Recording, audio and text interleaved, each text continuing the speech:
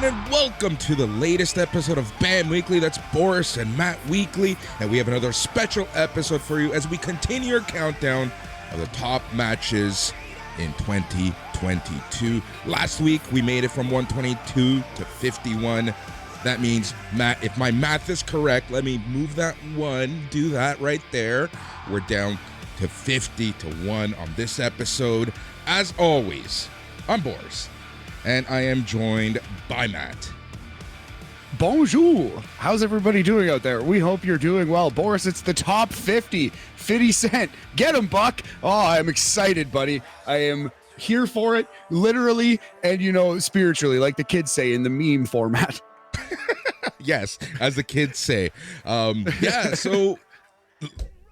week's episode, these are always so much fun because I always remind people, I have no idea what's coming until you say it. I don't look at these lists. I don't want to know these lists. I like getting surprised as much as our listeners. And thank you to everyone who reached out, got a lot of positive feedback. Some funny comments, and these episodes are always a lot of fun. So thank you to everyone who has listened, especially to the patrons, because of you we do this, because of you we can do this. And if you are listening to us on the free feed, remember, if you go to patreon.com/SNME Radio, you can get this show and many other shows for just $5 every single month. We have a wrestling show each and every day. We have specials. We're starting to produce some long-form podcasts. We're going to have some specials. 2023 is going to be the year of content creation for the ever-growing team here at SNME Radio. I'm really looking forward to it. So again, if you want this show and every other show that we produce each and every single day, patreon.com/SNME Radio. Yes, sir. Yeah, honored to be part of the team here and hoping to watch it grow some here in 2023. Exciting times at Sunday night's main event. And yeah, man, we got some business to take care of. But before we do, buddy, how you doing? Are you wearing an Iron Chic shirt? That's great. No, I'm wearing an Iron Paradise. I don't know. My nephew got me this for Christmas. So interesting. I like it. This is like, that's good. That's good of you. Solid uncle behavior. I think this is like, honest to God, we've been doing podcasts together for like 2 years now. Yeah. I think this is about that, a little longer. And I think this is the first time I've ever seen you podcast in a non-wrestling shirt. I swear to God. With comic shirts often, Superman, okay, Batman. that's fair. But non-geek, non-wrestling. Rarely though. Yeah, it's usually you usually sit down to do the wrestling podcast with a wrestling tee on, and you have a wide array. You got a fucking selection on you, buddy. I do, and those a lot of the shirts have been ripped intentionally or unintentionally. That's for everyone to figure out. But that collection's gotten smaller. But I think this year I'm gonna re-up, get some new ones. I know that we have some pretty good stuff coming out on our brand, so I can't wait to rep those. But yeah, man, always fun. I'm doing good. It's been a week. 2023 is already busy, but I love being busy. Being busy is good. The world of wrestling doesn't stop. I think last week it caught everyone by surprise. Just the too fast, too furious of the news. It was just crazy week with wrestling news. From in the span of 12 hours, I think I did a complete 360 in terms of emotions, during Tuesday night as we're watching NXT and everything is coming out, everything is happening about the potential sale. I went through the full array of emotions, and that was always fun. Just like over wrestling, ready to I feel you. And I still do think, and I hope I'm wrong, please universe prove me wrong, but I still do think the end here is Vince McMahon selling this company to the Saudis and remaining in control. And it's a sad end for somebody who once considered himself an American patriot. Anyway, and it sounds like he's selling to the Saudi government, as Kevin Nash actually pointed out in his podcast. But still, I do think by being a part of WWE, you are kind of participating in Saudi sports washing if he buys that company. That's neither here nor there. So anyway, let's talk about the good of professional wrestling, buddy, because there's a lot of negative to talk about, but that's not what we're here to do. You know what I mean? We're here to celebrate the great sport, the art of professional wrestling, and the top 50 matches, at least according to my, dumb, uneducated eyes. Yeah, sure. Yeah, we have 50 matches to chat about. Really looking forward to that. In our next episode of BAM, I think we'll be back to a regular format, talking all things sports, talking all things wrestling. Couple matches on the Japanese side that I want to talk about that we'll get to.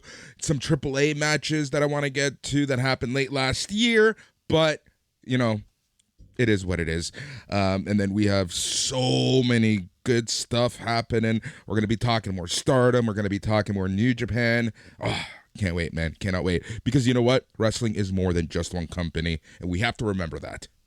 Oh, absolutely. Yeah. And get used to us talking a lot more about the other companies and a lot less about WWE over the next few months, depending on how things break. By us, I mean specifically. We really don't talk much about that's what I mean. Here on BAM specifically, like us, by us I mean this show, Boris and I, and we do talk a little bit about WWE, but even the little bit that we do is not, anyway, we do have a little more WWE to discuss on this show, my friend, but we're not going to start there. We are going to start with New Japan on this list. All right, New Japan Professional Wrestling, number 50, New Japan Professional Wrestling. Bring it to me.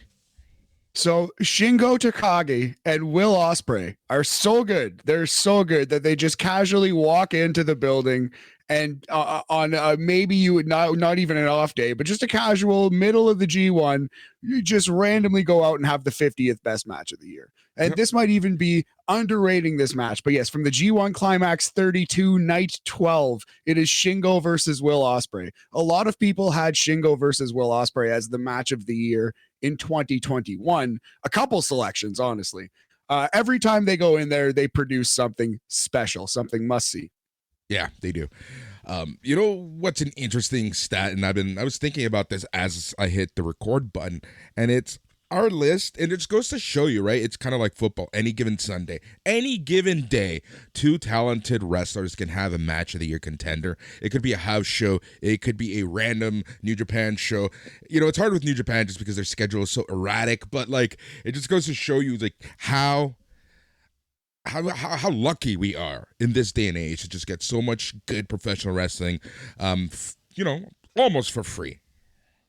Yeah, largely for free. Although even free TV, quote unquote, is very much paid for. You got to pay for cable if that's how you get it, or TSN Go or whatever it might be, right? So yes, that is number 50. Number 49, we are going to Pro Wrestling Noah, the new year, January 1st, 2022. This was the GHC heavyweight title match from that show, their main event. It was Go Shiozaki versus Katsuhiko Nakajima. An awesome, hard-hitting match. And I do suspect that the GHC heavyweight title from this year, 2023, will be in the next list. But as of now, we're talking about last year's main event. Always good. This if you're going to watch one Noah show all year, make it the January 1st show. I do suggest watching more Noah. It's good. You should add it to your pro wrestling, oeuvre, as it were, Boris. But yeah, number 49, Shiozaki versus Nakajima. Yeah, for sure. The January 1st show is one of the bigger shows of the year. It's always, the first few days in January is always huge for Japanese wrestling because obviously you have Wrestle Kingdom and New Year's Dash. You have Noah. Everyone always produces a show around that time. It's kind of like the start of the G1, where a lot of promotions put big shows around that time. And I think we're going to be talking a lot more Noah, especially considering that Jake Lee is now officially part of the roster in like unprecedented, just like, I'm just casually leaving All Japan, moving to Noah. Here I am. Well, not unprecedented. Not unprecedented, but like sneakishly.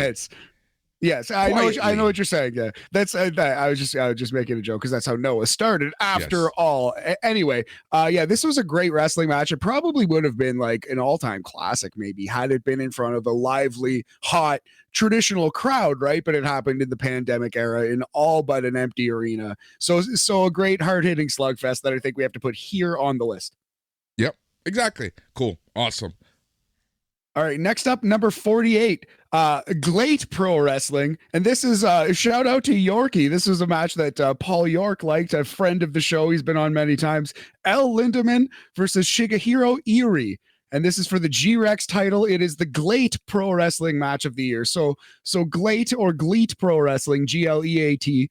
I think it's Glate pronounced. This is like, it's kind of supposed to be the new shoot style promotion, UWFI style. Like that's the vibe. This was not really that MMA style. This was a traditional professional. This was a 2022 professional wrestling match with some MMA influence. They beat the shit out of each other. There were some awesome submissions. A very, very good match. Number 48 on our list, the Glate Pro Wrestling match of the year. El Lindemann versus Shigehiro Irie. El Lindemann's always good. You know, that's a wrestler I wish I can see more of. Yeah, he had a little cup of coffee at the start of AEW, and we don't see him too much overseas anymore. It'd be cool to see him come back. Yep. All right, let's get back to the list. All right, we're going to John Moxley town. We're going to Cincinnati, Bengal country here. Keep it.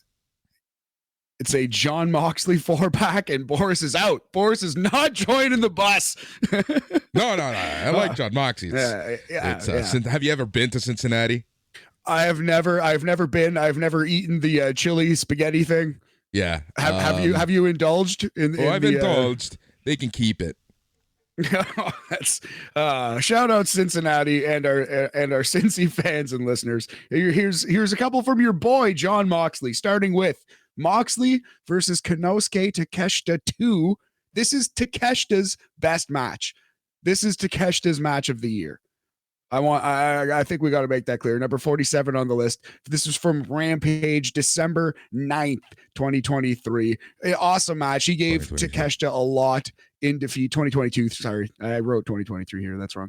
Yes, thank you. 2022. Yeah, he gave Takeshita a lot in defeat. Again, a match hurt slightly by the fact that you knew Moxley was going to beat Takeshita. You knew exactly how the match was going to go, but it was still incredible. A bloody brawl. And of course, the blood was coming from Moxley. Of course. Yeah, this episode of Rampage is kind of like, at the start of this good streak that Rampage has been on, and it's always, getting a main eventer, especially like a John Moxley wrestling on Fridays is always great. And you know that you're going to get a great match with Takeshita. So this match, like you knew was going to be good. And like, we've always talked about, right? Even when you know the outcome, if you can really appreciate the match, knowing the outcome, you know that they did a great job in the ring with telling a story. Absolutely, yeah. So if you had to watch one match to learn about this Konosuke Takeshita, actually maybe it's the Bryan Danielson match that just happened. But if not, it should be, I think, this match, the second match versus Moxley from December 9th, 2022, Rampage. Excellent. All right, match number 46. It is John Moxley versus Filthy Tom, Boris. This is the Defy Wrestling match of the year, April 30th. Again, a bloody brawl.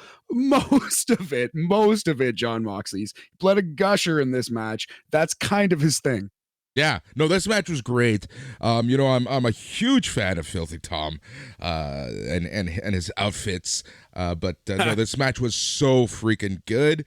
I'm surprised it's this high, but at the same time, I'm not, right? Like, it's one of those sneaky matches. Yeah, exactly. It's like we were talking about. Very, very good sneaky match. And it was, it's one that moved up, down. It's in a worse quote unquote position, you would say, than it was in the summer. But you know what? A lot happened, and it's still an amazing match worth talking about. I think it is the Defy Wrestling match of the year from Wild Ones, April 30th. Moxley versus Filthy Tom. Hope to see more Filthy Tom in 2023. Want to see more of him on this list. Yeah, man. Same. All right, so that was 46. Coming up, 45. This is a match we watched live. while recording a podcast, and then I had to go back and watch a couple times, and it's awesome. Biff Busick versus Jon Moxley. This is from Bloodsport 8, WrestleMania weekend, March 31st. And I guess technically, because GCW Bloodsport, this is a GCW match of the year. Yeah, this is GCW technically speaking. Yeah, man. No, this match, like, I remember watching this match, like, as we're recording, just thinking, holy shit, this is absolutely insane. And I was wondering where this match was going to end up on the list. Yeah, bloody realistic. This was the UWFI MMA style right here. Oh my God. Yeah, no, this entire card was a lot of fun to watch. I really enjoyed this card, and man, that's someone who we need to see more of. Good old Biff Busick. Yes, well, he's kind of retired and assumed a training position in NXT, but I'd love to see Oni Lorcan get a couple more matches, and he's excellent, a fabulous wrestler. He was so great in PWG. Yep. Match number 44. This is from New Japan, Windy City Riot, their Chicago show, which was April 16th. I have here. This was Moxley versus Ospreay, a dream match. And I don't know, it was a little too long, but still at the same time, it was Moxley versus Ospreay. They had a main event match. They went in there and did their damn thing, and it was great. Yep, this is also a good match. Like, Ospreay just had a hell of a year, but I think 2023 is, like, as crazy as this is gonna sound, it's going to be his breakout year. Hey, man, I know what you're saying in terms of, you could argue that Sami Zayn was the breakout star of 2022, right? Breaking to the upper echelon. I get what you mean by that. Yep. All right, so that was number 44, Mox versus Ospreay. It might surprise you to note Moxley bled a lot in this wrestling match. My God. Never would have thought. Yet another just butchering for Jon Moxley. Like, look up, there's a tweet New Japan Global put out about this match. If you look it up, Moxley's just covered in blood. It's crazy. Yep. But it's crazy because I still maintain that Ruby Soho did a better Jon Moxley than Jon Moxley on Friday night. Oh, I still haven't seen the Rampage craziness, the women's street fight. Was it better than the first women's street fight? You know, I was talking to Tommy about that as we talked on the Rampage Ramble. I think, yes. I think overall it was a better match. Willow Nightingale's just awesome. Ruby Soho is just amazing. And I think that this was Tay Mella's, like, breakout match. I think that, hopefully she can maintain this momentum that she's got. Anna Jay is Anna Jay, right? She's not the worst, she's not the best, she's average. But kudos to all four women. But is it better? I think so. You watch it and you tell me. I will check it out. I will definitely check it out. Oh man, I have not seen it yet, but I've heard a lot of people talk about the power bomb where Anna Jay just missed the table and basically got power bombed off the stage onto the floor. It's crazy. This poor woman, she can never land on tables. This is the second time in, like, I don't know how many months where she completely missed the table on a bump. Oh yeah, I hope she's okay. Poor I hope so gal. too. Yeah, like, this is, like, again, we're trying to celebrate wrestling. We're trying to shout out good wrestling that you should watch. And we love professional wrestling, and we respect the risks that these people take in the ring, man. It's absolutely insane. Wrestling fans are not appreciative enough. I am appreciative, I promise you. Yeah. All right. Same. Here's a dingbat at 43. I'm just kidding. I love this next wrestler that we are about to talk about. I love him unabashedly with all of my heart. I am Randy an Orton. Orange Cassidy mark, and Orange Cassidy is on our list at number 43 versus William Ospreay. New Japan Forbidden Door featuring AEW. That is June 26th, 2022. I don't know. This was an incredible match. It was better than the Will Ospreay match that we were just talking about with Moxley. By a shade. Orange Cassidy is a great wrestler. He was a great wrestler as Fire Ant. He's a great wrestler as Orange Cassidy. He gets professional wrestling more than anybody I've ever seen. He's so cool that he's a Halloween costume. When's the last time that you saw kids dress up as a wrestler? CM Punk Before that, the Ultimate Warrior, honestly, Macho Man, it's been a while. Some Bret Harts, some Shawn Michaelses, obviously, the Undertaker, the GOAT wrestling Halloween costume, but that's like tangentially related to Halloween. Neither here nor there. I am an Orange Cassidy fanboy. If you just turned off this podcast, I respect that. I understand. Look, was this match top 45? I'm just like, yes. I don't know, man. I don't know. I don't know. Top 100? Yes. Top 45? I don't know. This is your spite pick, isn't it? No, because this is my spite pick. Oh, you're God. you're gonna disagree with this one. If you disagreed with the previous one, how's this for you? With a commentary team of Excalibur, Jim Ross, Tony Schiavone, and Iron Mike Tyson, it is Orange Cassidy versus Katsuyori Shibata for the AEW All-Atlantic title on the November 4th Rampage. It is Orange Cassidy's match of the year, and it is Katsuyori Shibata's as well. Actually, I didn't see him versus Filthy Tom. That might have beaten this. Yeah, that match was good. I don't know, man. I don't know. So you're out on Orange Cassidy a little bit. I thought you were more pro Orange. Out on him. I'm not. Well, these matches were great. Well, what are you farting on me for? Okay, dude. This is now the top what? Top 43, top 44. That was 43 and 42. 43. Orange versus Ospreay, Forbidden Door. Awesome. Great wrestling match. 42, even better for what it was. Shibata versus Orange. I'm going to throw a wrench your way right now. I'm calling an audible. I'm calling a flag. So you're telling me that this match on TV, which was interrupted by many commercials, was that good? You were into the entire match, including commercials, many times on NXT Talk and other shows. You take points away because of commercials. Not ideal. I do agree, but the version that I watched somehow was like the satellite feed. Yep. The satellite feed, whatever it was. I saw no commercials in this match. I saw a full Mike Tyson, Jim Ross, and Excalibur performance calling Orange Cassidy versus Katsuyori Shibata, doing a great job, doing everything you'd want that match to be and more. This was excellent. Great, heartwarming professional wrestling that I choose to celebrate at number 42. I'm not sure. We love you, Orange Cassidy. Look, I don't hate him. I don't like him. Top 42? Oh. I don't know. Oh, but you don't like him. Anyway, that's fine. Let's not get into a whole Orange Cassidy thing. We've said it. We said our piece. That's where he is. He's not in the top 25. I don't think. We'll see. Orange versus Kip Sabian, number 1, 2022. Book it. Just kidding. Moving on. Match number 41, a slightly overrated match because I personally did not connect with the story as much as some did. Here is the match. It is Michael Oku versus Will Ospreay. Number 41, Rev Pro high stakes. This is actually the Rev Pro match of the year. I incorrectly said a previous Rev Pro match was. It is not the Velocities versus the Aussie Open. It is this match, Michael Oku versus Will Ospreay. So a fantastic match, obviously. But I felt like this did Oku more harm than good. I really did. Will Ospreay committed numerous crimes, literal crimes, against Michael Oku's family in the front row, beat the shit out of this man into a bloody pulp, and then pinned him.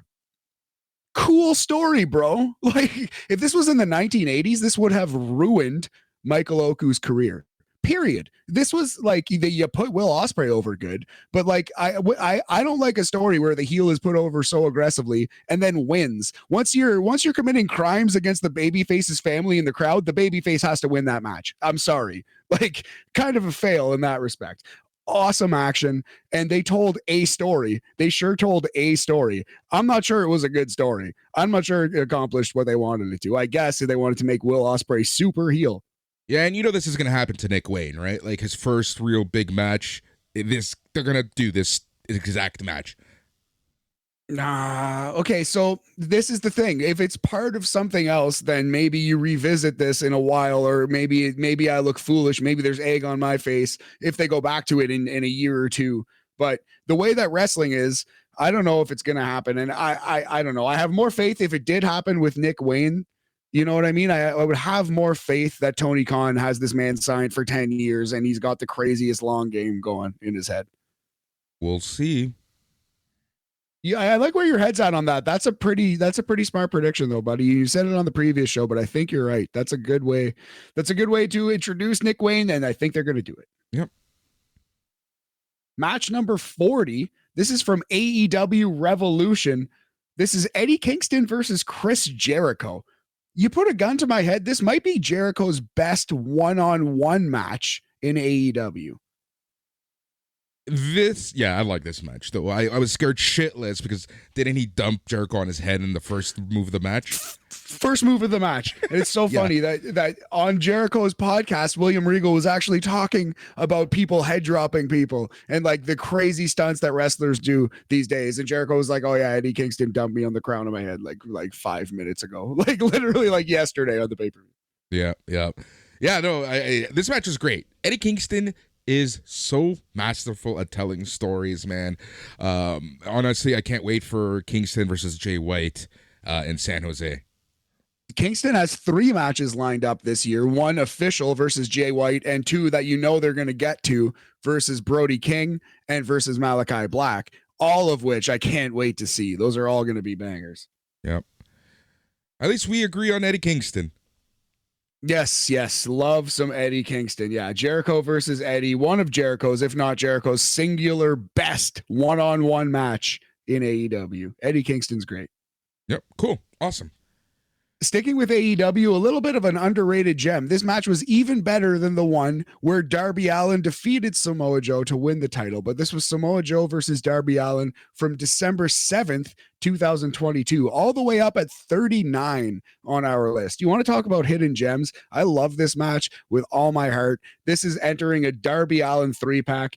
Darby Allin is oh man, he's something else. He gives you that Jeff Hardy, that Cactus Jack feeling where like wrestling is real when he's in the ring because he's really taking the craziest risks you've ever seen a wrestler take. Yeah, for sure. And to the point like where I don't feel comfortable sometimes. And when I get to that point, legit. I'm not sure, right? Like I sometimes it takes away the fun and I'm more concerned about the performer.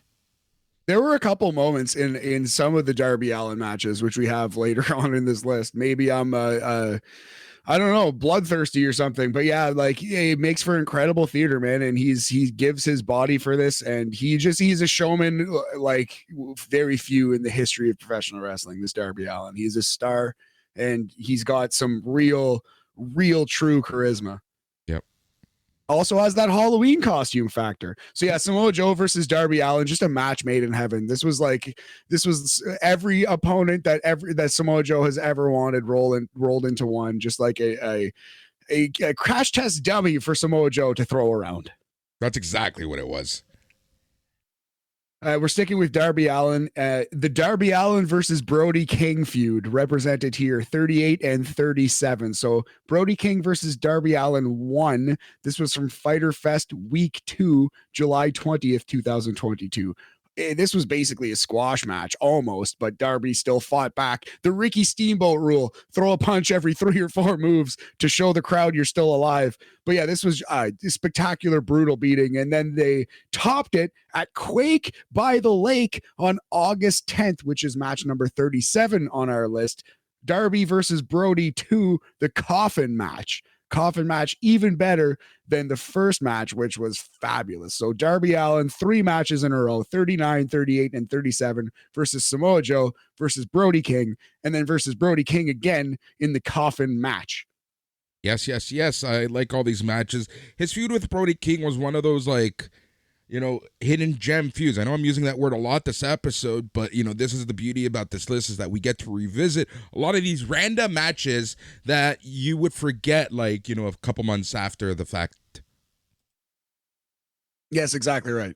Okay, so we are now closing out our tier, Boris, and this is kind of a tough decision. What is the line between 4.25 stars, which we define as not just great but something special, 4.5 stars, which is 90% out of 100, which is an A+ now. So that is all-time classic, right? So where do you delineate an all-time classic versus merely a great special match, right? So this is where the demarking point was, in my opinion.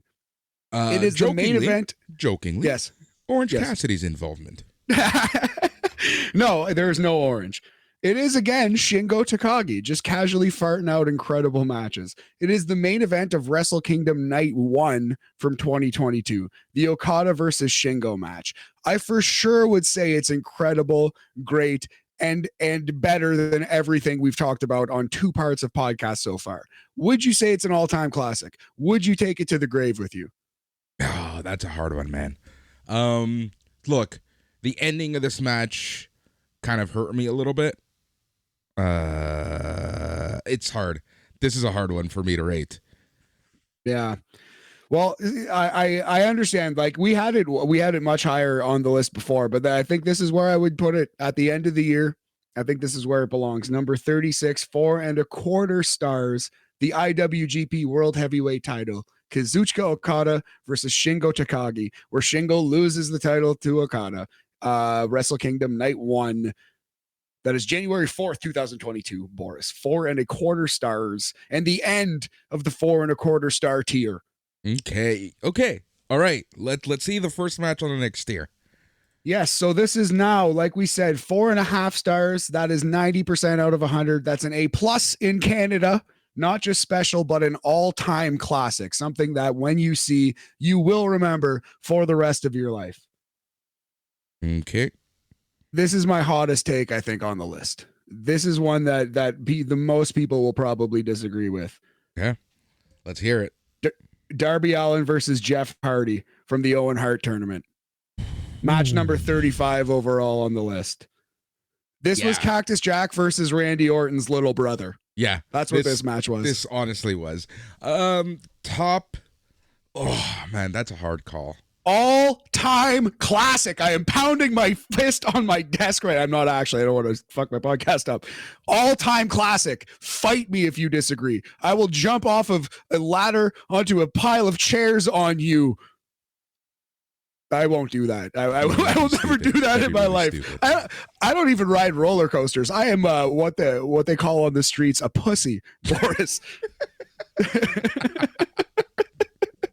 Anyway, that's why I'm so impressed and my mind is so blown by the Jeff Hardys of the world and Jeff Hardy's Jr. in Darby Allin. Incredible match with a finish that no one saw coming. I'm not going to tell you it was good or made any sense or was the right call at all by any metric, even then, but especially now. But Owen Hart Foundation round 1, Darby versus Jeff Hardy, number 35, our first all-time classic. Oh, I don't know, man. I like the match. I respect the match. It was one of the better matches of the year, but this high, I don't know. That's fine, buddy. It's hard. That's fine. So someone out there is pumping their fist and they're like, yeah, and probably maybe it's more Darby people. Allin. You know who it might be? It might be this next man. They say that adrenaline lies deep in his soul. This premise has got to go.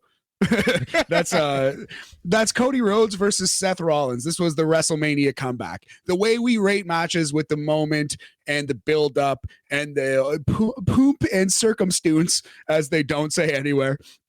This match has to be an all-time classic, an all-time moment. And it was a really an excellent, top-notch wrestling match to boot. So I don't feel silly ranking it at 34, all-time classic, 4.5 adrenalines in my soul. 4.5 units of adrenaline.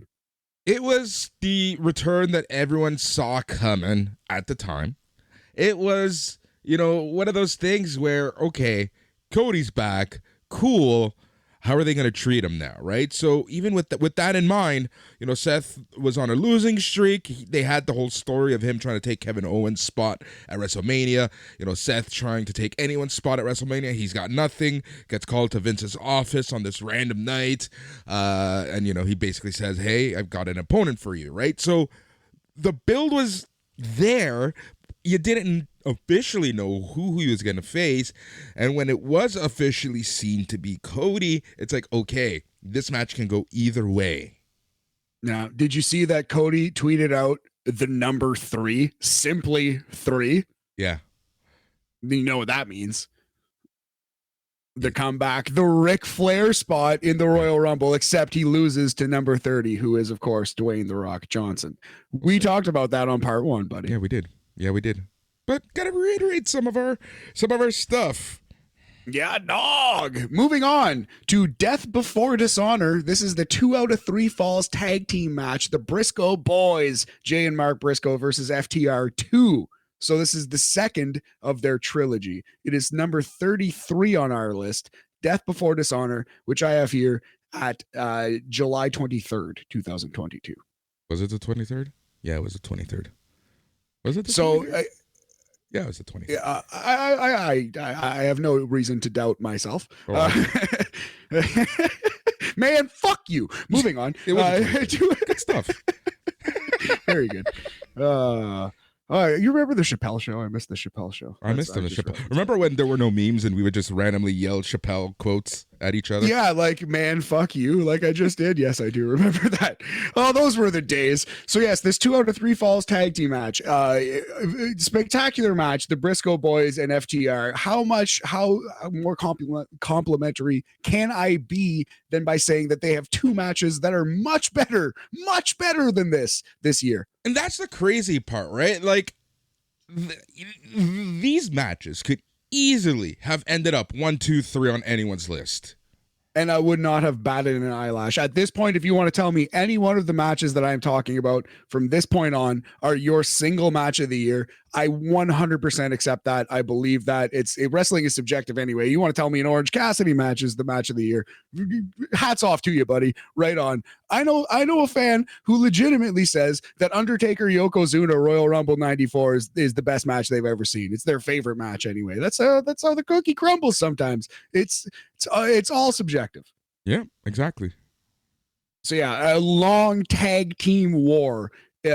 All-time classic, something that you must see if you're a wrestler, something that you should definitely see if you're a wrestling fan. Excellent. Match number 32, CM Punk versus Maxwell Jacob Friedman, dog collar match from AEW Revolution, March 6, 2022. The best compliment you can give it is that it lived up to the dog collar stipulation. Yep. But yet, this wasn't the best dog collar match in 2022. You know, it's crazy. I think we would all agree. with that. Like, that's insane. Like, that's absolutely crazy when you think about it. Yes, absolutely. Truly, but you know, it was a love letter to Valentine versus Piper. That's what this match was. We've seen FTR have love letters to Bret Hart matches in the past. This was a modern take on the Starrcade 1983 dog collar classic between Greg the Hammer Valentine and Roddy Piper, one of the most famous matches in wrestling history. Yep. Excellent. All right, sir. Moving on to number 31. This was Blood and Guts AEW War Games. You were there live, and it was worse live than it was on the television set, if I recall your take. Yeah, again, subjective, very subjective, right? But a match like this, think about it this way. You have 10 people all over the arena, all over the ring, all over the cage, fighting with weapons. It's hard to see through the cage. It's hard to catch everything. You're missing spots. You notice that you're watching the screens more depending on where you're sitting. I'm not saying this was a horrible experience, but you know, I went back and I watched it on TV and I enjoyed the match a lot more on the recording than I did being there. That's the problem. That's the way it is with some of these gimmick matches. They are made for TV, but I can tell you as a TV viewer, compelling. Literally something I will remember for a long time. Like possibly, I don't want to say the rest of my life, but I will take this with me for a long time. It is an all-time classic. The Blackpool Combat Club, which was represented by Claudio Castagnoli, John Moxley, and Wheeler Yuta, featuring Eddie Kingston, Ortiz, and Santana versus Cool Hand, Angelo Parker, Chris Jericho, Daniel Garcia, Daddy Magic, Matt Menard, Jake Hager, and Sammy Guevara, making up the Jericho Appreciation Society, Boris, in this 6-on-6 blood and guts match, which is basically War Games. It is entirely all War Games. It is only War Games. It is War Games. Yep. Again, great match. Loved it. Even there, loved it. But just, you know, this is a match made for television. Absolutely. Yeah. But the package they gave us on television, all-time classic. Great job, guys. I can't wait to see it this year. Yeah. Match number yes. long night. That's the only my one other complaint is that, they should plan when Blood and Guts happen so that they only do Dynamite, no Rampage after, because first off, it took like 45 minutes to clean everything up, all the blood and guts, literally for some people, and then having Rampage right after that was just like fuck. It was just long night, fun night, but long night. Yeah, man. Yeah, I can imagine. Even like the one in Toronto was a little long, but that was a tough one, I bet for sure. But yeah, at least you saw a memorable match. Yeah, for sure. Next up, we're sticking with the steel cage theme here. This is Natsupoi versus Tam Nakano. Stardom Fight to the Top from June 22nd, 2022. A steel cage match where it was a pretty fun gimmick. It was pinfall, then escape. You had to like pin or submit your opponent to unlock the possibility to leave the cage, not just physically, but you can climb out the cage as well. But yep, exactly. So yeah, I really liked this match a lot. Very clever. And they were tag team partners here. They still are tag team partners, Natsupoi and Tam Nakano. So a very interesting match. Mm-hmm. Agreed. This was a very fun match. Again, Stardom is just a variety of madness and craziness, and they can always pull it off. Yeah, sometimes they do miss, but it's still entertaining in its wackiness. But sometimes they give you something like truly all-time classic. This was a battle between Natsupoi, she's kind of got like a little I don't know what you call her, she reminds me of Tinkerbell, like a tough fairy that would actually kick your ass, Boris. That's actually a hilarious way to put it. And Tam Nakano is a badass cruiserweight who's kind of also got it's Stardom. She's got a little bit of a princess gimmick, but this was badass fighters fighting in a steel fucking cage, and I loved it. Even though they both portray princess gimmicks, such as the duality of life sometimes. Moving on. Number 29, Boris. Yes, exactly. To the G1 Climax we go, buddy. G1 Climax 32, night 13. It is August 7th, 2022. This is the best match of Jonah's career. Jonah versus Kazuchika Okada from the G1, where Jonah beats Okada and then is the Miz's bodyguard. Something 6 months later, that's what happens. I don't even know if we've seen him show up since his debut. Anyways, no. Yeah, Jonah. What can we say about Jonah? He's, we were all on board the Bronson Reed train, all on board the Jonah train. He had a hell of a 2022 in Impact, New Japan, AEW, wherever he showed up. He did well. Team Jonah. Team motherfucking Jonah. Yes, absolutely. I hope he does come back to WWE. Maybe like with Vince there, he wants to quit. Who knows? Like, I don't know. Jonah, I actually, he's one of the few wrestlers who I do like follow on social media and try to watch his like stories. And if he's on a podcast, I listen. He was on the Jim Jeffries podcast. Jim Jeffries, a comedian I love. Shout out our Aussie listeners. We have a strangely high Aussie listenership, and I love it. I love it. I love that. Like, it's so weird that we have so many listeners from Australia. Aussie Open, number one team, they got screwed. Yes, yes, they did. They should be IWGP champs right now. God damn it! Anyway, don't even let me start this rant again. Good Australian lad, Jonah. It would be a fun gimmick. We should do top. Just quick off the top of the head.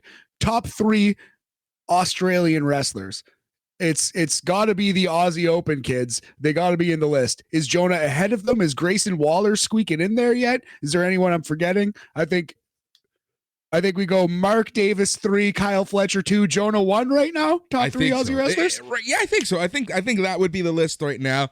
I would put Rhea Ripley in the top 5. Oh shit, Rhea Ripley, I totally forgot. Dude, Rhea Ripley might be number 1, straight up. Honestly. Or is Tony Storm number 1? You see, there's so much. There's so many. Yes. Yeah. Okay, so male list is Jonah Davis Fletcher. Female list, Rhea Ripley versus Tony Storm. I'm going Ripley ahead of Storm, barely. And then Peyton Royce, number 3. Peyton Royce.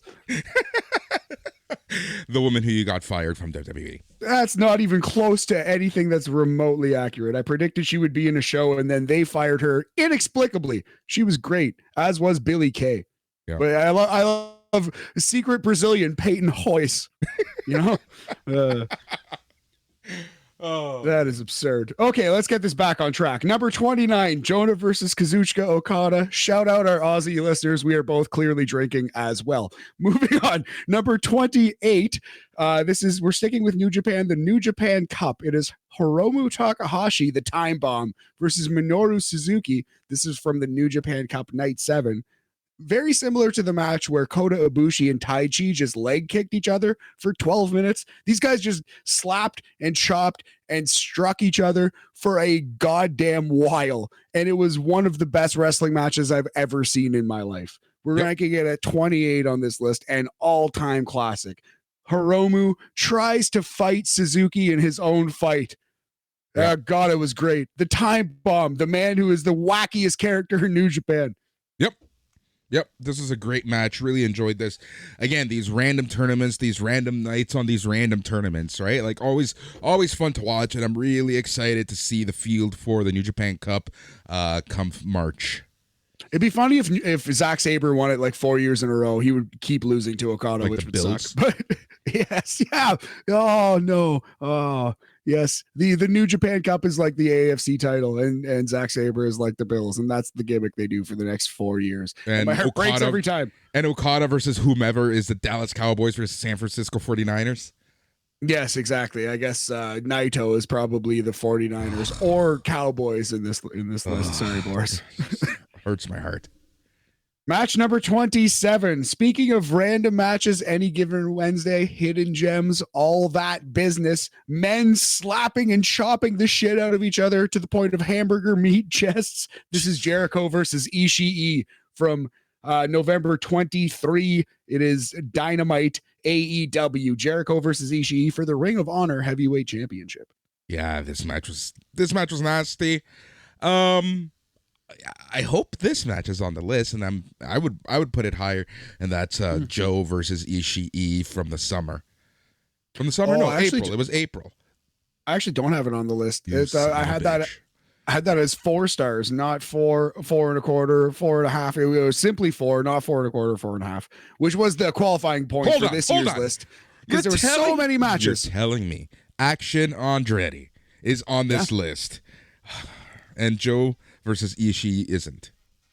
You know what I'm going to say about that Joe versus Ishii match? And again, I just wanted to celebrate wrestling on this list. God damn it. But I was kind of disappointed with that match. My expectations were probably too high. And my expectations of you are too high right now.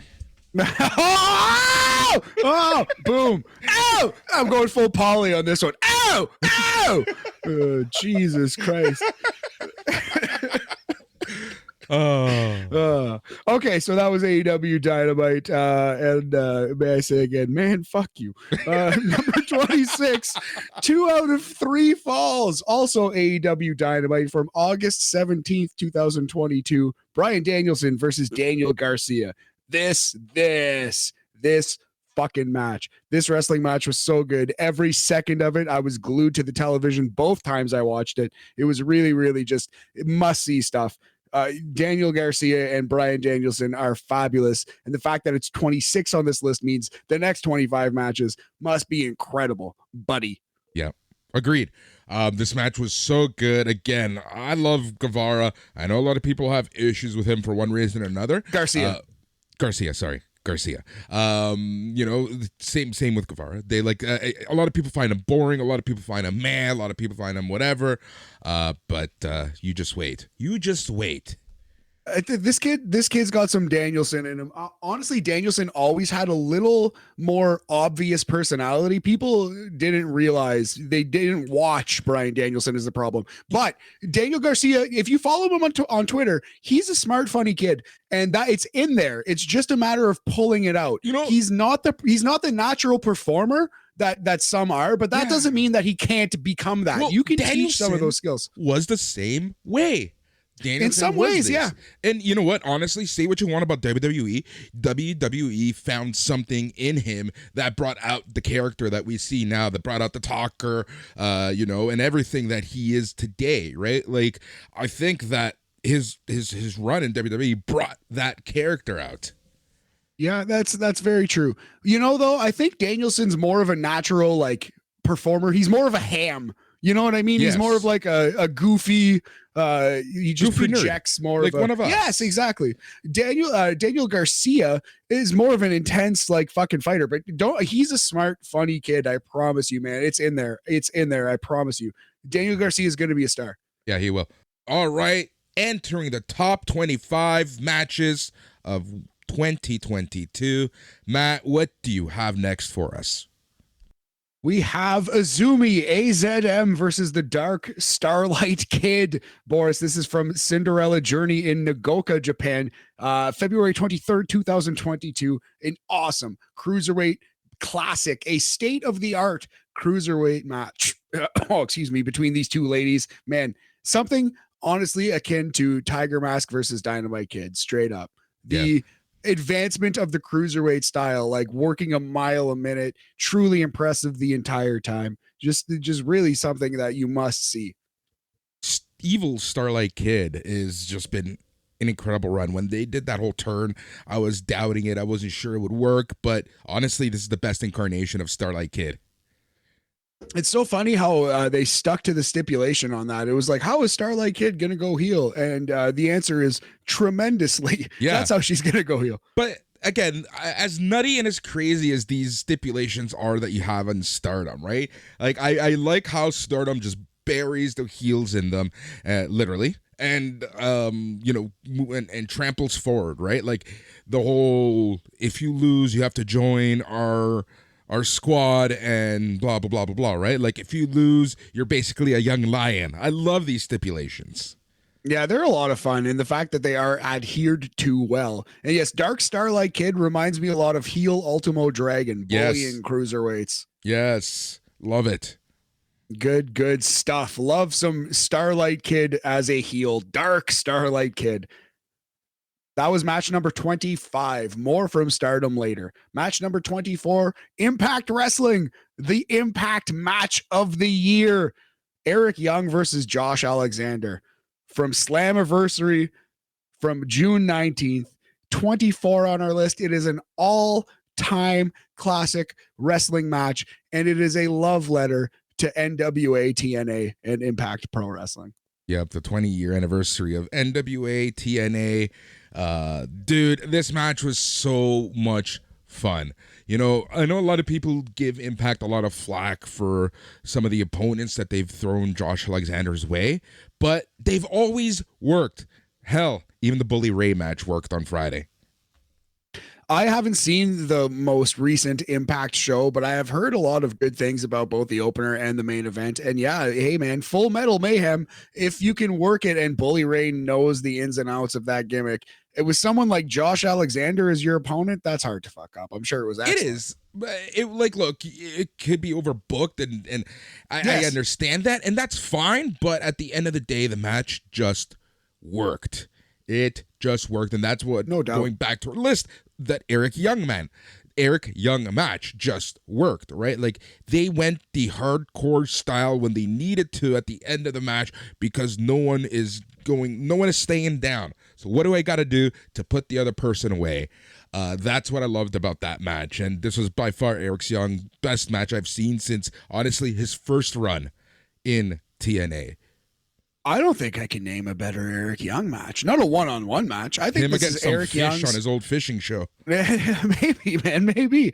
Entertaining, good Canadian lad, friend of the show. We love Eric Young, but man, straight up. And I think this is the best I've seen Eric Young. And it was an awesome Josh Alexander match, who is a transcendent in-ring talent. Truly something incredible is Josh Alexander, underrated in this business and needs more love and attention. Yeah, I feel like this is the match that got Eric Young hired back to WWE. I think you're right. I think you're right about that. And rightfully so, because they laid out a brilliant match and they performed it excellently. And this is something that you have to watch. If you've seen a second of TNA and you have any affinity for it at all, watch this match. You must. You must. Yep. All right. So Impact match of the year, Eric Young versus Josh Alexander, Slammiversary, 20-year anniversary of TNA. Thanks, buddy. Yes, sir. Wrap that up well. Moving on to number 23. This is the best match on WrestleMania. It was from night one. Honest to God, one of the best women's matches in WWE history. With the setup, with the build, how perfectly they played off their SummerSlam angle. It was Becky Lynch coming in as champion versus Bianca Belair for the Raw Women's title from WrestleMania, night one, April 2nd. All-time classic. If this exact match happened in Stardom or AEW, people would have shit their pants. Sometimes people fall asleep on WWE, and this was one of those times. We said it last week on this list that, for a WWE match to be on this list, I feel like it has to be that much better than other promotions, because we try to be as unbiased as humanly possible, and I think we are for the most part. But even if we try to be, but even we sometimes rate WWE harder. Like there are times where you see a match in WWE, and like you said, the exact same match anywhere else, people would go gaga over. So much so that like even when we did the SNME best worst, I'm surprised we didn't get more votes for this match for best match of the year. Honestly, I think this is that level, number 23 on our list. And like I said, anything in the 4.5 all-time classic range, you can tell me that's match of the year, and I wouldn't argue. I wouldn't bat an eyelash. And let me also state, you shouldn't give WWE the benefit of the doubt necessarily. But if you care about in-ring wrestling, don't always sleep on them, because they still do produce some really good things. And who knows how much that will change if and when Vince McMahon is back into power fully, possibly by the time you hear this sentence that I am speaking right now. Boris is giving me the wrap-up signal, so I'm taking as long as possible, because that's what we do here. We're pals. We have fun. Number 22 on our list, big homie. We're going back to Stardom. Your girl, Utami Hayashishita, versus your girl Shiuri. This was the main event of Gold Rush. We're talking hidden gems. We're talking totally forgotten matches, because so many awesome matches happened around them. I wanted to rank this here specifically because as great as Bianca versus Becky was, Stardom just casually shits out main events that are among the best women's matches you've ever seen or will ever see. Yep. It's kind of funny. I give New Japan so much shit for having long matches that take forever. Stardom does the same thing, and we praise them.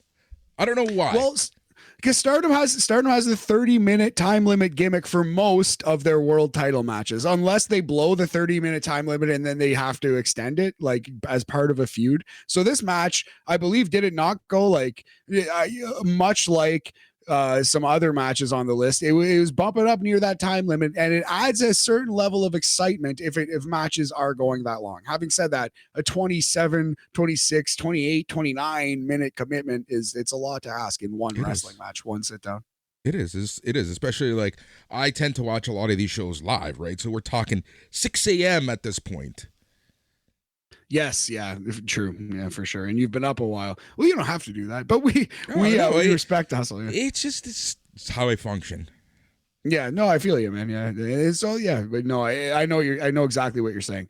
The basic story of this match: Utami, similar to if you had to give her a comp, it would be like Hiroshi Tanahashi, like a Shawn Michaels type, and Shiuri, very much a MMA type fighter. She's comparable to a Shibata, I guess, but a little more pro wrestler than Shibata is, who is kind of just an MMA fighter in the ring. Mm-hmm. Anyway, so yes, Shiuri versus Utami. Great stuff from November 19th. Gold Rush, the 22nd best of the year. Yep, excellent. Great match. Don't sleep on Stardom. No, stop sleeping on Stardom. We demand it.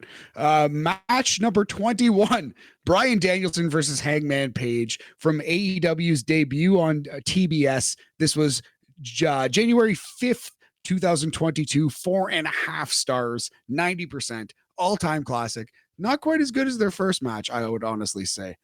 This was the match where they had judges in case of a draw. Yeah. Again, you can make an argument for any of these matches and any of these spots, right? Like, this is at the end of the day where you placed it, but it was such a good freaking match.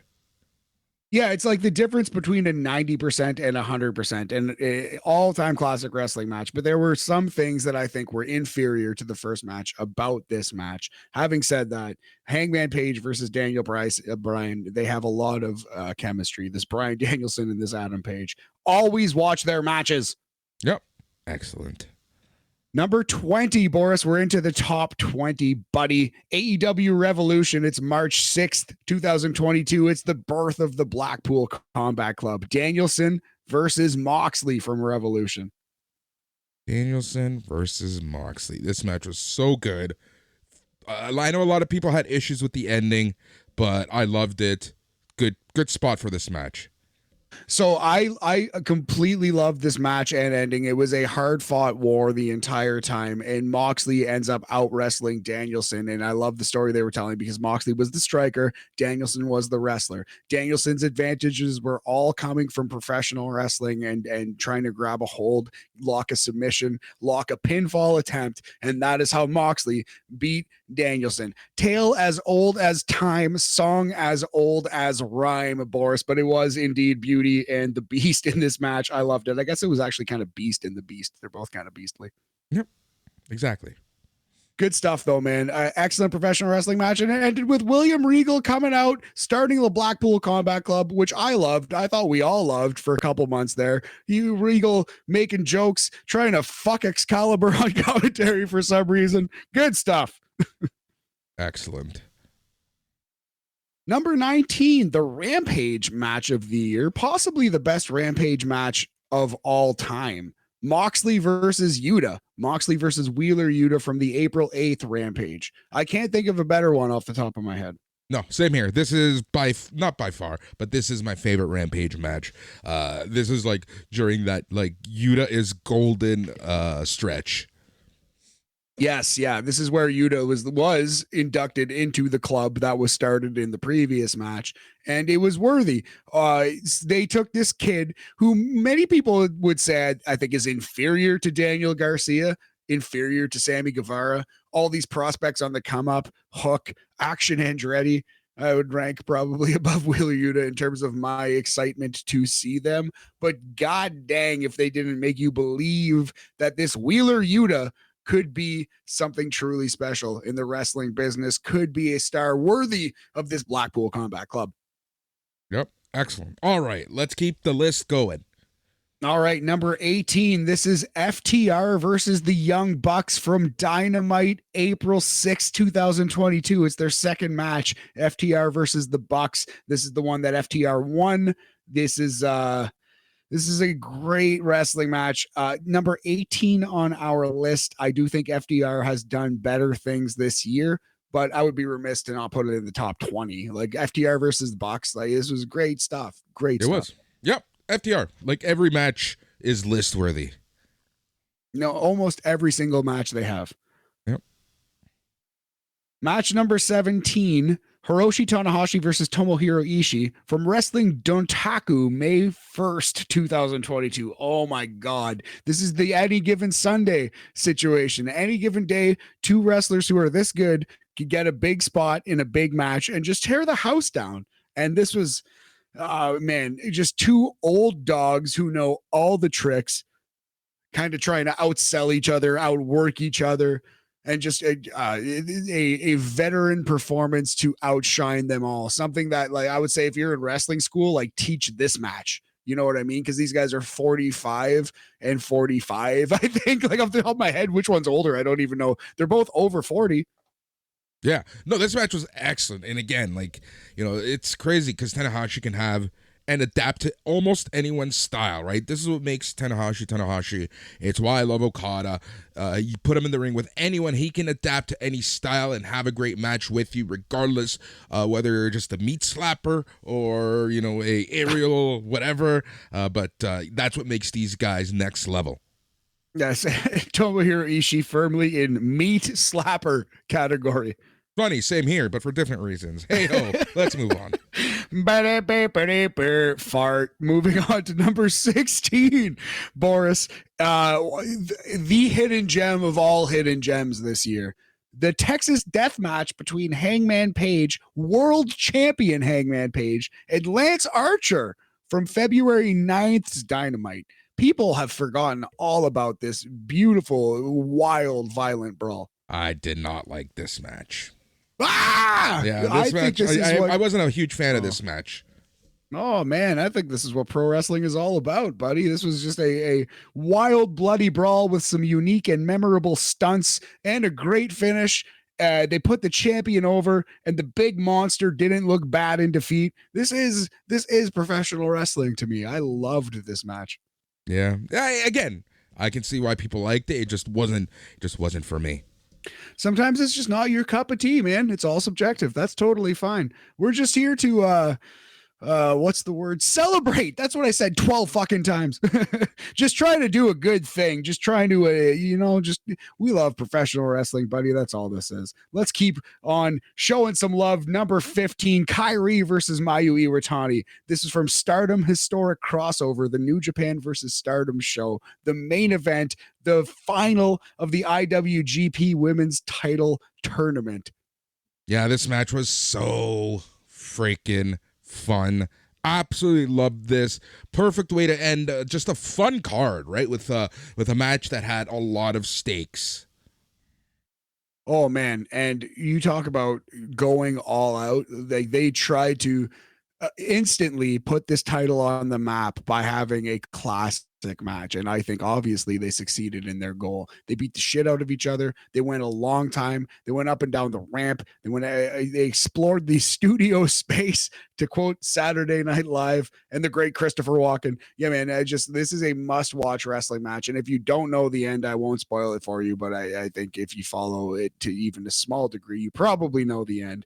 Anyway, Kairi versus Mayu Iwatani, the final of the IWGP Women's title, which is probably about to be won by Sasha Banks, aka Mercedes Moné. I don't think they're gonna hotshot the belt so early. No. Yeah, maybe not. I think they're paying her a lot of money, and they're probably gonna give her the title. But she doesn't need the belt. We'll see. She doesn't need it. She doesn't. She doesn't. Maybe she does actually. Well, I'm not sure. I'm not sure about that. Well, actually, that's a whole other conversation for a whole other show. Yeah, that's like another half an hour long podcast right there. All right, so that was match number 15. It was the main event of historic crossover New Japan X Stardom. That was from November 20th, 2022. Big homie. Yes. All right, let's keep it going. Match number 14, we're going to Royal Quest, New Japan overseas in England. It was Cash Wheeler and Dax Harwood of FTR versus Aussie Open, Kyle Fletcher and Mark Davis. FTR versus the Aussie Open. It's number 14 on our list. If we don't get a rematch, I'm going to be so mad at so many people. I'm going to be quite upset as well. But yeah, the very unique kind of, they're not cruiserweights because they're big, Aussie Open are, but they wrestle a little bit cruiserweightish, but mostly they just invent new ways to pile drive and destroy you. And they have a very unique style. I don't even know what to compare them to, except they love picking you off the ground and while you're in midair, grabbing you and pile driving you. They've figured out 5 different ways to do that, all of which great. Yeah, exactly. This match was great. The commentary, just next level. So much fun. The crowd, so special. Such a special crowd. It had the elements of this being an all-timer, and that's exactly how we rate this bad boy. Yes, sir. Yeah, the crowd pushing it over the edge for sure. If you were going to argue that it was top 10, top 5, the crowd gets a big assist on that. Yep. Match number 13, Dax Harwood versus Will Ospreay from Dynamite Road Rager, June 15th. Holy crap, this match is so good. Will Ospreay is so incredible, and he is the all-time best opponent for Dax Harwood, the all-time best. I want to see more of these two going one-on-one. Honestly, I love FTR as a team, but there's something so special about Dax Harwood. His in-ring, his character, and then once you get to know him a little bit more and his story and like some personal stuff of him, you just know that he's just next level, loves this business, loves humanity, tries to do the best, and you just want nothing but good for someone like a Dax Harwood. Seems like it, and yeah, I agree with everything that you just said there. Seemingly so anyway, man. Yeah, he seems like one of the good ones, and yeah, we're cheering for Dax Harwood, and this was an incredible match where he got to show his vast array of skills. So number 13, the second best Dynamite match of the year. Second best. One more Dynamite match coming up. Okay, all right. I'm excited. I don't know if I am. I don't know. We'll see. All right, match number 12 and match number 11. It is Dragunov versus Devlin, both matches. So match number 12 is Ilya Dragunov versus Jordan Devlin. Loser leaves NXT UK on the 200th episode of NXT UK, May 12th, 2022. Oh, NXT UK, you are too beautiful for this world. You really were. You really were. I miss NXT UK so freaking much. It was the best hour of television that we watched every week. As good as some of the NXT UK wrestlers are doing stateside, they just don't get the time to shine like they would in NXT UK. What made NXT UK so special is that you were getting 3 matches, all pretty long, all given the time that it deserves, with some sprinkling of some just absolutely well-produced promos. Probably the best promos that WWE has. This is the thing. It was NXT. It was the normal NXT, classic NXT from like 2013 to 16 or whatever that you knew and loved, with slightly worse wrestlers but much better promos. Like, well, maybe much worse wrestlers but much better promos. So, I don't know how you shake that down, but I loved NXT UK. When it was good, it was fabulous. Yep. So number 12, the loser leaves NXT UK match. Number 11 is the empty arena match. That match happened January 27th, early in the year, but a all-time classic, a battle that must be seen to be believed. This was better than The Rock versus Mankind empty arena, easily. This was one of the best empty arena matches ever in professional wrestling, ever, on the level of the great Jerry Lawler versus Terry Funk match. Not as memorable, maybe. Doesn't have Funk yelling "my eye" and traumatizing children, but it was and I say traumatizing children, knowing it's an empty arena match, because I watched that match as like a 5 or 6 year old, and I was traumatized. I was literally going to ask you. Me. I was literally going to ask you, has a match like from your memory when you were younger that you watched just absolutely traumatized you, saying, "Holy shit, I'm scared." You know what's so funny? It was like my friend's dipshit country hick dad, and I say that with love, but knew that I was a wrestling fan. And we were like, I was honestly too young to watch this. I was like 7 or 8 years old. He was like, "Oh, you like wrestling?" Eh? I love Hulk Hogan and the Ultimate Warrior. If I was 6 or 7, it was 93 or 94. And yeah, he's like, "Okay, I'll show you a tape of some fucking professional wrestling." And he puts on I Quit match, Jerry Lawler versus versus Terry Funk, and the whole thing with like my eye, you motherfucker. I think he had like an uncut version, because I remember the swears, which was actually pretty rare to find. I don't know if he was like a tape trader or something. I should actually I should look that guy up, my old friend from back home in the day. But yeah, anyway, that match traumatized me for sure. I remember that, and I was scared of it as a kid. I thought that for a second, I thought the NWA was real and they were ripping people's eyes out, and it was scary, scary shit. And then when I grew up and kind of realized what it was, I couldn't wait to find that match. And then when I did find it, I love it with all my heart now. NWA was just a different level, especially like people around our age, right? Where you probably watch WWE almost exclusively.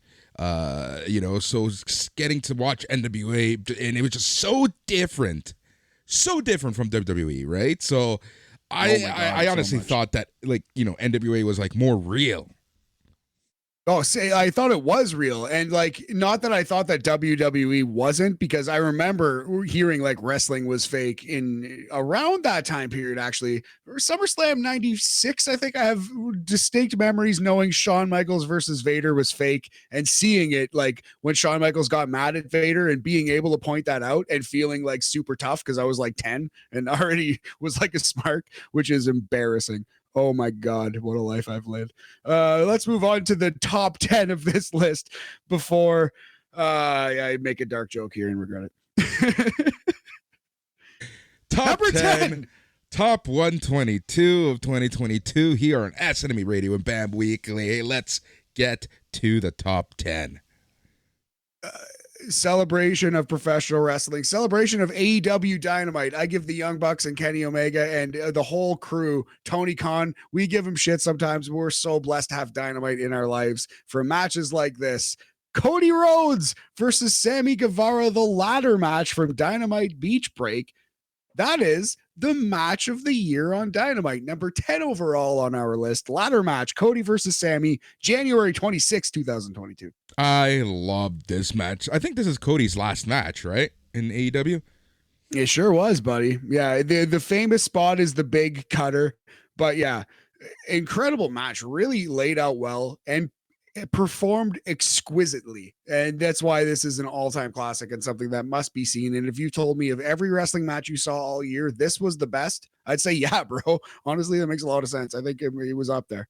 We're at the point now where any one of these matches can move up and down, right? Like it's not this isn't like, you know, a hard this is number 10. It's like a soft let's talk about it. This is number 10. That's the vibe of the list, I hope, you know. All right. But yeah, an all-time classic, something that we will say over and over for a little bit longer, just a little bit longer. Then I have another, qualifier. Okay. Match number 9, the main event of Wrestle Kingdom Night 2. This was Okada versus Will Ospreay. Okay, so these guys are so incredible. Will Ospreay hits a moonsault off a barricade. That's he goes like 15 feet in the air. Oh, what are you guys? It's fake. You don't actually have to try to kill each other for real or yourselves, you know. But at the same time, man, the risks that they take, the absolutely incredible show they put on for a Tokyo Dome crowd that's not allowed to clap but does anyway because it's so compelling. Yep. Oh, this match was so freaking good, honestly. Like, this match, the fact that it happened in early January 5th to be exact, and we're still talking about it a year later and remember it vividly, just goes to show you how freaking great of a match it was. Yes, and the reason why I remember it so vividly and why it is ranked here, number 9, must be top 10, must be great, but it is the start of a story. The thing that I loved about this match so much, there was a clear-cut winner, all caps, WINNER winner. His name was Kazuchika Okada. He kicked out of everything Will Ospreay had. He took every fucking bump like a Super Bowl. He got up. He hit one Rainmaker, 1, 2, 3. Okada was the better man. And that is something we must remember next year at Wrestle Kingdom. They had a few matches in 2022, and every match, Will Ospreay added a little something to try to beat Okada, and he just couldn't. You know, their G1 Finals match, he just couldn't. And that's what I love about the story of Okada and Will Ospreay, because it's very similar to the Kenny Omega Okada story from 2017. Yes, sir. Absolutely. And that's where we're going. That was match number 9, main event of Wrestle Kingdom Night 2, January 5th, 2022. Okada versus Ospreay. That moonsault is the thing of legends, buddy. The thing of legends. That was number 9. Number 8, Okada versus Ospreay from the G1. You just brought it up. Even better than the Wrestle Kingdom match, which was a banger and a half. But I actually think this one was better, man. I really do. Yep. I like this match a lot more just because it added to the story. It added to the Wrestle Kingdom story. It added to the amount of times they faced each other, right? And it was just the ongoing story of what does Will Ospreay need to do? It reminded me of Okada versus Omega, their G1 match, which I like a lot more than some of the matches in the feud. So I think the second match, they have 4 matches, right? I think the first match 5 stars. Second match I don't like as much as some people do. I thought that was a little long. That's the one with Cody Rhodes and everyone coming out. Third match in the G1 I love. Fourth match, arguably the best match that's ever happened. So this match reminds me of that G1 match. This match reminds me a lot of Okada versus Omega 3. This is Okada versus Ospreay, the second one from this year. I'm sure they've had like 4 or 5 matches overall at least. Yep. Yep. All right. So, yes, that was the G1 Climax final. That is the final of the G1 Climax. That is Okada versus Ospreay. Good enough for number 8 on our list, buddy. All right. Let's get to number 7. What is number 7, buddy? Sticking with New Japan, sticking with Will Ospreay versus Zack Sabre Jr., the all-time hidden gem of hidden gems. This was in the Elite 8 of the New Japan Cup this year. They just walked in there and had a match that I'll remember for the rest of my life, like the rest of my life. I love this match. It rules so hard. A clear story, a clear through line that is so easy to follow for any fan of any experience level. In fact, I would say if you had to pick a match to get new fans into New Japan, pick Ospreay versus Zack Sabre from New Japan Cup. I swear to God, there are some flips, there's some wrestling, there's a fight breaking out, there's a clear story. This is brilliant professional wrestling in every measurable, quantifiable way. Clever, unique finish, just beautiful stuff. I fucking love this match. Yep, agreed. Oh, you can't even say it better. Amazing. So that was match number 7 on our list, March 21st, 2022. Will Ospreay versus Zack Sabre Jr. All right, dude. We're getting closer and closer to number 1. Have a few Yes, more before sir. we get there. I am excited.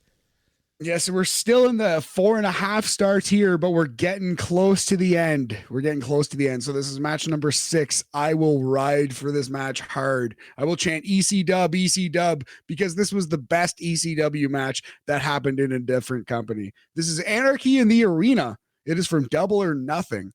So it is Bryan Danielson, Eddie Kingston, Jon Moxley, Ortiz, and Santana versus Chris Jericho, Parker, Menard, Garcia, and Jake Hager. This was the match where Eddie Kingston came out with the gas can. This is the match where Bryan Danielson got a concussion, set up the rest of the year of storytelling. Just fabulous. And the whole match was a chaotic fight. It was laid out so well. It was your turn, my turn, your turn, my turn, but in a way that worked perfectly, compelled, glued to my television. The best ECW match that didn't happen in ECW is this match. All right.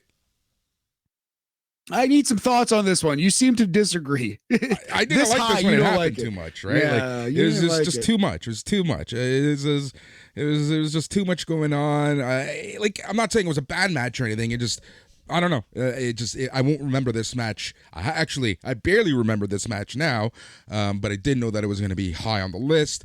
It's not a match I'm going to remember moving forward. Fair, man, fair. You know, it's so funny because to me, this is like the quintessential example of a style that I love. I loved ECW. I loved the WWE hardcore title. It just hit me at the right age. When you're 12 or 13 and Al Snow's braining motherfuckers with chairs, it just hits you right. You know what I mean? So I will always love stuff like this. And this was one of the best examples of this garbage nonsense I've ever seen. Mm-hmm. Match number 5. It is the opposite end of the spectrum of professional wrestling. All-time classic. It is the best European match that happened this year. And I believe it is the one-on-one men's match of the year, like the traditional singles match. Every match from heretofore is either a tag team or a gimmick or a women's match, perhaps. But this is the traditional 1v1 European match of the year. Gunther versus Sheamus, Clash of the Castle. Let's fucking go. Did these men ever beat the shit out of each other? This match was exactly here's the thing. You knew that what you were going to get. You knew exactly what was going to happen in terms of this match layout. The ending, not so much, right? But the fact that it probably lived up to and most likely surpassed those expectations goes to show you how good this match was, especially when you consider, the how tough we are to rate WWE matches sometimes. Yeah, just as general fans, it's hard to get that buzz. This match had that internet fan buzz, that popularity rating, that must-see factor. Yeah, it's like the same, you get the same feeling knowing the possibility of a Brock Lesnar versus Gunther match, right? Like, oh my lord. Oh, hook that to my veins. But yeah, I think Gunther versus Sheamus, probably even better than Gunther versus Lesnar, might be, if that does happen, and please let it happen. So this was for the Intercontinental title at Clash at the Castle. Not Clash of the Castle, Clash at the Castle, September 3rd, 2022. All time, one of the absolute best WWF matches, Intercontinental title matches that you will ever see in your life. Yep. Excellent. Love it. Love it. Love it. Oh man, we're getting so close to number one. I think I know what's coming up, but you always throw a curveball my way. So let's well, here's the curveball. It's a tier change, Boris. We're heading to the rarest tier, 4 3/4 stars. So to me, it all makes sense on a mathematical scale, and we've been trying to explain it. Like, we can even go down the list. 2.5 stars is average, right on 50%. 3 stars, pretty good. 3.5, very good. 4 stars is great, but it's an A- if you want to be a dick about it.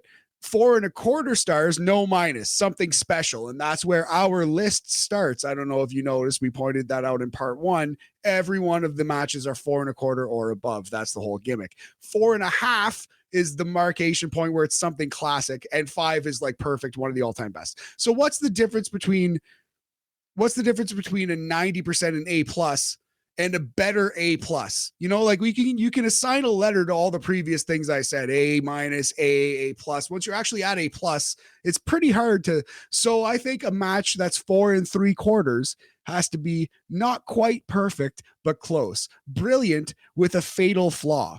Okay.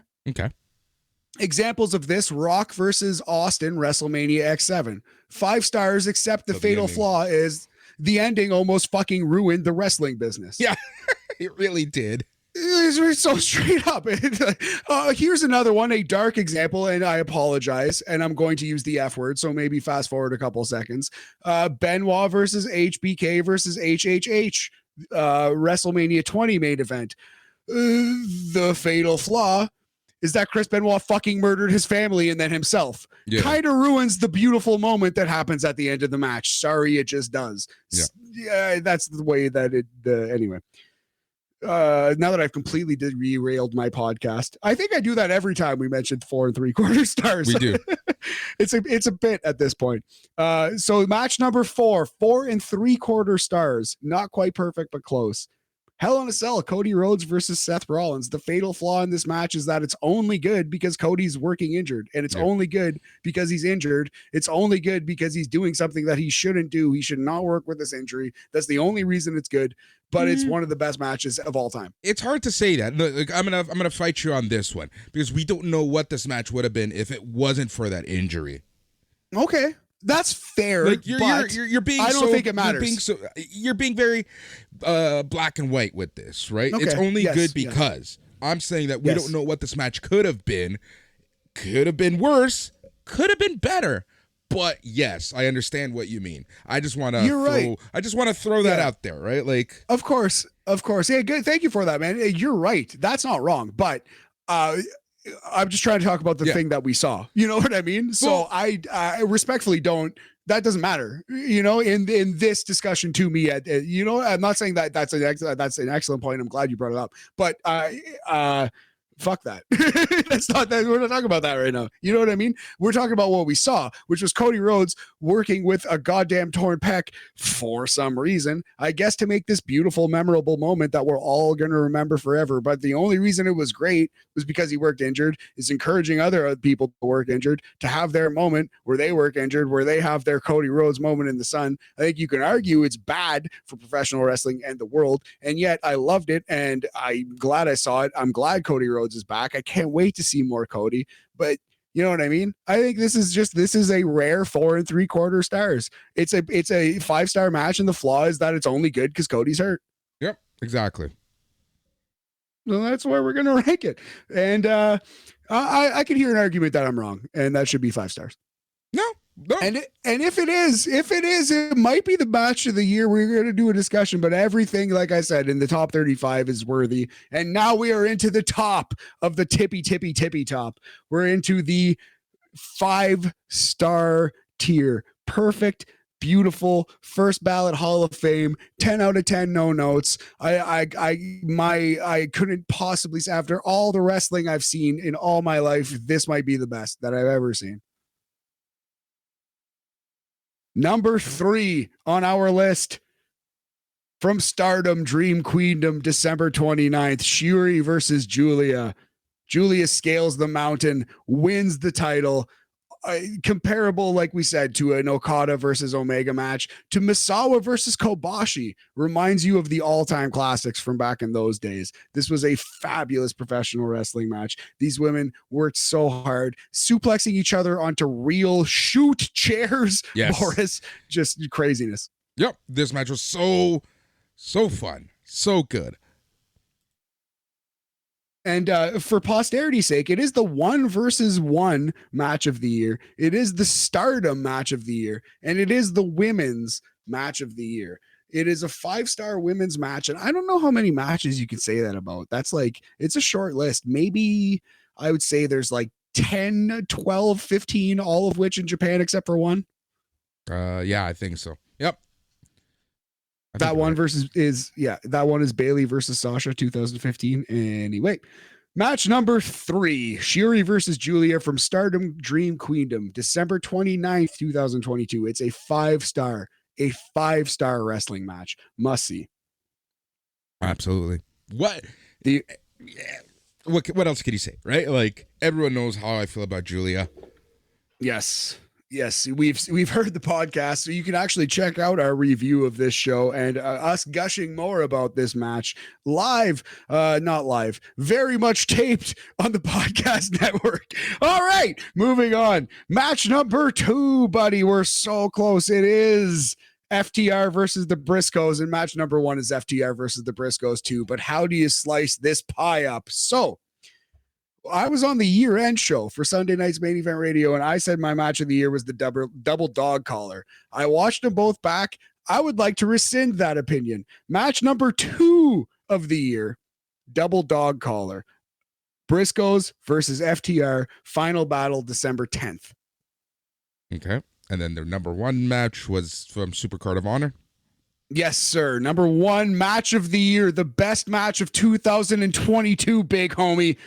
The Briscoe Boys, Mark and Jay versus FTR, Supercard of Honor, April 1st. So let's do them both quickly. The double dog collar match was quite simply the most bloody match I've ever seen in terms of all of the blood. Like, I've seen individual wrestlers bleed more, but I don't think I've seen a collection of 5 guys bleed so much, including the blood and guts that we were talking about. Like, the referee bled in this match. Yeah, exactly. The referee. So they tried to do a tribute to ECW, which obviously I'm going to eat up with a spoon if you've listened to this podcast. They fought in the crowd. They did crowd brawling while attached to each other with chains. That's a first in wrestling. The amount of attention to detail, the amount that they beat the shit out of each other, like shoot punches, like chains that you can't fake. This is a metal chain that you can hear hitting the thing, and they're being whipped in the ribs. This was just a spectacular display of guile and determination between 4 athletes who truly were out to prove that they were the best. Yep, I agree. That's with real. Everything that you said. Now, some of the issues, and I don't want to take anything away from the performance, the performers, or anything like that. And this is stupid to say, but I want to bring this up because production on a wrestling show means this much nowadays in 2023, that the camera's missing some spots, the camera's screwing up, the overall production of this match took a little something away of the specialness of what you were seeing, of the violence of everything. And I'm not going to dock it points. I'm not. This is still a 5-er, but that might be the difference. Yeah. That's the difference to me, plus this next point that I'm going to make. that their match at Supercard of Honor was a match that we never thought that we would see, and the fact that that was the first time that they faced each other made it that much more special. So when you put it up on how we rate matches, that match has to be better than the end of their trilogy. To me, it comes down to this, and the match of the year is the first match of their trilogy, which happened on April 1st, 2022, again from Supercard of Honor. To me, it comes down to this. For sure that the double dog collar match, number 2 on our list, for sure it's the best dog collar match I've ever seen, but that's a list of what, 10? You know, and we had one on this list that was super high. It's probably the 3rd best I've ever seen. This is not a thing they do very often. Briscoes versus FTR1 might be the best tag team match I've ever seen. Yeah. There's 3 of those on Raw every week. Like, you know, this might be the best one that has ever happened in the history of wrestling. Yep. It's up there. So this has to be number 1. The match from Supercard of Honor has to be among the very best professional wrestling matches that has ever happened. It's the best match in either of those 2 teams' careers, and they've both had spectacular careers. And I do think it's one of the best tag team matches I've ever seen. I would rank it no lower than like 3 or 5, like no lower than that. Yeah, agreed 100%, man. All right, man. So I think we did it, buddy. I think that's it. FTR rules the day. It is the Cash Wheeler and Dax Harwood show featuring Jay Briscoe and Mark Briscoe. Of course, they were awesome too. I just mean there was much less of them on this list, but 2 5-star matches, nothing to sneeze at. They were absolute stars of this thing too. And this was a lot of fun to do. I do it every year. I would be honored to do it some more. I think the next gimmick might be going back to 1993 because that's 30 years ago. It's the first year that I was like kind of really starting to super understand wrestling. I remember watching Royal Rumble 93 and crying 2 times. Because Macho Man's an idiot and because Giant Gonzalez terrified me. He was a scary man and I cried. One last point about the number 1 match, the Supercard of Honor match. That was the Briscoe second match in about 45 minutes? In that night, yeah, they like ran across town with their gear and went and just casually had one of the all-time greatest matches I've ever seen. And that's kind of funny. Sometimes you're loose, you know what I mean? Like you do one and then you're loose, and then you get out there with the best dance partner you've ever had, who compliments you more than you ever knew you could be complimented, and then you just go out there and create magic, something truly special. Do you remember their first match? It was on Impact, right? Yeah, it was on Impact. I want to say that it was with the Motor City Machine Guns. I don't remember exactly. I think it was the fucking Good Brothers of all people. I think that's what's coming ahead. I think you're right. I don't have. Yeah, I'm not gonna look it up, but I think it was the Good Brothers. Anyways, it was a fun match. But the Biz Cliz, too sweet me Hootski. Jesus Christ. There you go. I kind of hate Don Gallows, but you know what? Now that I say that out loud, I kind of get him. I kind of understand him more. That is the theme of this podcast: acceptance. You know, I now accept you, Doc Gallows. There's only one man I hate in wrestling, and that's Tyrus. Actually, you know what? Listening to the Kevin Nash podcast, Boris, Tyrus reached out to Kevin Nash and said some nice things, and I was actually like, "Wow, you know what? Even this guy's a human being. Like, I should just generally be more gentle, for Christ's sakes." You know? And for completionists' sake, the main event of the Multiverse of Wrestling, Impact Wrestling, April 1st, was the Good Brothers versus the Briscoe Brothers. Amazing. There you go. So nailed that too, buddy. Briscoe's lost twice that night. Wow, but they made history in the process, and that's what professional wrestling's about. No one's gonna remember the losses. Who the fuck cares? Man. Oh, thank you very much for listening. I want to do this again. I think the next time we do a big list like this is going to be around the summertime. It's going to be the top 93 of 1993, and from there, we're just going to keep on compiling for next year. Well, you know, we always have our mid-year list. We are going to do 123 for 2023. And I think though the mid-year, the Canada Day list, let's keep it at 23. And then the big one at Christmas, let's do 123. I don't want to blow my load too early this year, you know? Sure. All right. So that is the list. That's what you get here on BAM every single week. We talk sports. We talk wrestling. We talk entertainment. We just like to talk about whatever comes to mind, whatever's hot in the world, whatever is going on in the world of sports entertainment and sports entertainment. Keep it locked here on SNME Radio because you get one podcast that features wrestling chat each and every single day, whether it be Tuesday Morning Cooked, whether it be NXT Talk, whether it be All Elite Weekly, whether it be the Smack Daddies, the Rampage Ramble, and the flagship show. We've got you covered. And then we have other shows like our less casual shows. You got Setting the Standard, which features Matt Grant's road to becoming a professional wrestler and him running through the obstacles of the Ontario independent scene. We also have AEWTF, which is the month-long look at AEW, not just their in-ring, but everything they do on the side, including vlogs, including specials, etc., etc., etc. And we promise that a lot more is coming to you this year in 2023. Again, this show is for all of you.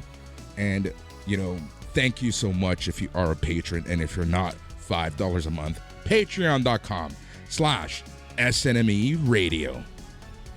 Absolutely. Appreciate all the feedback that we got for part 1. Hope you enjoyed part 2. Hope you stick around and check out more of these lists and more of the fun at Sunday night's Main Event Radio, daily shows. Boris, thank you so much, big homie, for your help. You are the glue, buddy. You are the glue that holds this thing together. I'm the something, my friend.